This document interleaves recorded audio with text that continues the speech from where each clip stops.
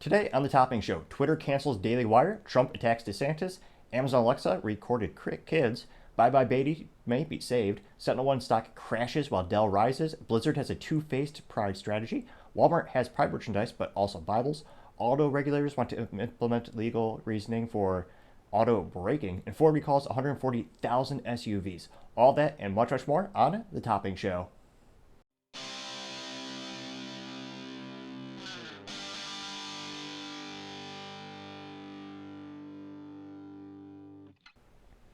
Now, going on to the culture part of the podcast, you have Blizzard. Blizzard has a two-faced pride strategy. Now, Blizzard is one of the largest, most successful video game producers and publishers in history. They make some of the biggest hits you've ever heard of. Probably the biggest one is the StarCraft or Star Wars? StarCraft? One of those two. No, not StarCraft. Warcraft. Some type of craft. Kids play it, and many adults.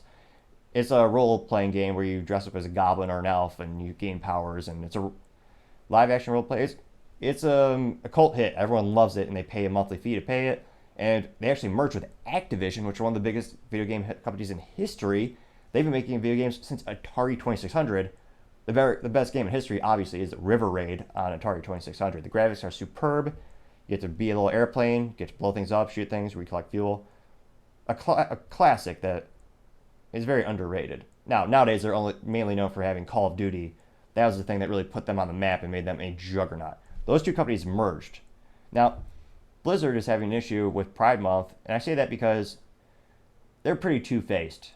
They're trying to get the best of both worlds, which also makes you look inauthentic, and you have everyone pissed off because they know it's all about the money, which the purpose of a business is to make money and make a difference, but you're trying to play both sides. So one of their games is called Overwatch, and they're injecting politics in it as well. So there's a short story called Pride, short story, and a character Jen reveals she is a lesbian, and Bap is a bisexual.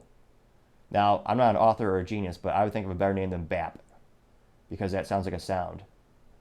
I don't know. Apparently that's a name. But so you have this really big game called Overwatch, and they're also going to introduce a transgender character. They have these two characters coming out of the closet, and you also have LGBT flags, like literal flags, in the game. So they're doing this because they say they want to support the pride and all that, which, okay, that business track, I don't recommend injecting politics into the business. That's why Top Technologies is very apolitical. So they've chosen this, which will alienate some players, but they're not consistent in this value that they're pretending to hold. So the big thing is they're actually blocking pride content in countries that have laws against LGBTQ. I always forget why some of these articles are very inconsistent with the nomenclature or the acronyms, but they're actually disabling it. And Twitter was, as soon as people realized this, and Blizzard had all the things on Twitter saying, hey, we're doing this, we're supporting Pride, all the responses were, well, wait a minute, why are you blocking it in all these countries?